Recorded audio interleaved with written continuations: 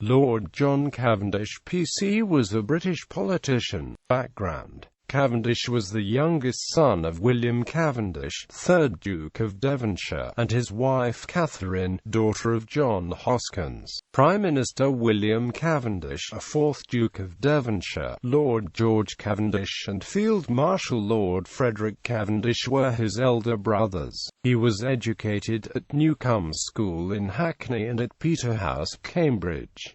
Political career: he served as Chancellor of the Exchequer in 1782 and 1783, and was sworn of the Privy Council in 1782. He was a supporter of Lord Rockingham, and subsequently of the Fox North coalition that brought the Duke of Portland to power. He lost his seat in the election of 1784 when the coalition fell, and did not return to the House of Commons until 1794, in the family seat of Derbyshire.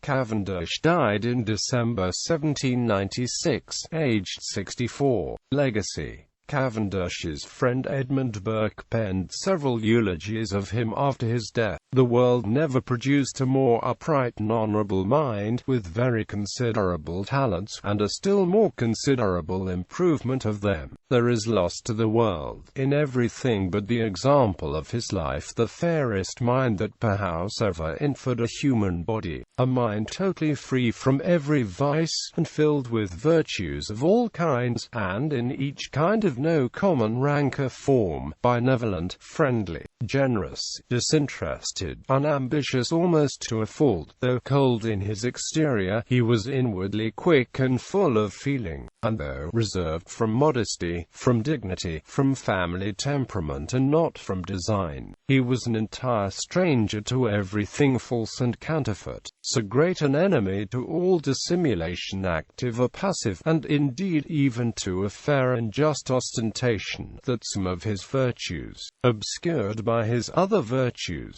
wanted something of that burnish and lustre which those who know how to assay the solidity and fineness of the metal wished them to have. It were to be wished that he had had more of that vanity of which we who acted on the same stage had enough and to spare. I have known very few men of better natural parts, and none more perfected by every species of elegant and useful erudition. He served the public often out of office, sometimes in it, with fidelity and diligence, and when the occasion called for it, with a manly resolution. At length, when he was overborne by the torrent, he retired from a world that certainly was not worthy of him. He was of a character that seems as if it were peculiar to this country. He was exactly what we conceive an English nobleman of the old stamp, and one born in better times. Sir Nathaniel Wraxall in his memoirs sketched Cavendish's character. Lord John Cavendish was listened to, whenever he rose, with deference or predilection.